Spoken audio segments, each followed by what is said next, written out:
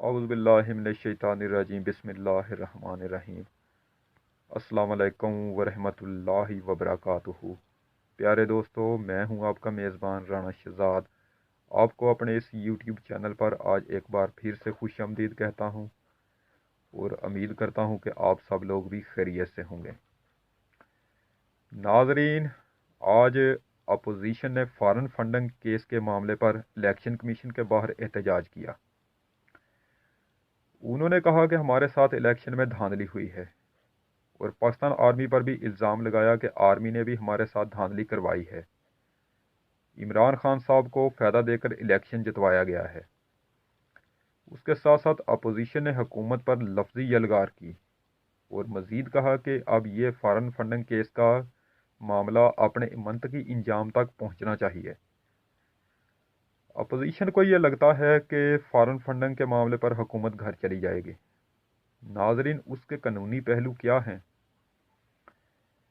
People party उस एहतजाज में शामिल नहीं होती। उसको लगता है कि अगर हमने फॉरेन फंडिंग मामले पर इमरान खान साहब की हुकूमत को दीवार के साथ लगाया तो फिर बाकी पार्टियां भी दीवार के साथ लग सकती हैं। अगर इमरान खान की पार्टी फॉरेन फंडिंग का जवाब ना दे पाई तो फिर पीपल पार्टी और मुस्लिम लीग नून कैसे जवाब दे पाएगी? ये बड़ा अहम सवाल है। यानी अगर इमरान खान साहब की पार्टी से जवाब मांगेंगे तो फिर यह सिलसिला कब रुकेगा? फिर तो तमाम पार्टियों से जवाब मांगा जाएगा। मरीम नवाज और फजल रहमान ने अपना सारा गुस्सा फौज पर निकाला। उसकी क्या वजह है? उसकी वजह यह है कि जब फजल रहमान साहब इस्लामाबाद धरना लेकर आए थे तब उनको चौधरी बरादरान ने उस बात का यकीन दिलाया था कि पाक फौज से हमारी बात हो चुकी है, इमरान खान साहब को अगले चंद महीनों में हटा दिया जाएगा, दोबारा नए इलेक्शन करवा दिए जाएंगे और आपकी बारी आ जाएगी। इस वक्त आप धरना उठाकर वापस चले जाएं। उस बात को भी नाजरीन 1.5 साल बीत चुका है, लेकिन ऐसा हुआ नहीं। अब ये धोखा किसने दिया? फजल रहमान साहब उसका सारा इल्ज़ाम पाकिस्तान आर्मी पर डालते हैं। फॉरेन फंडिंग एहतजाज का नतीजा क्या हो सकता है?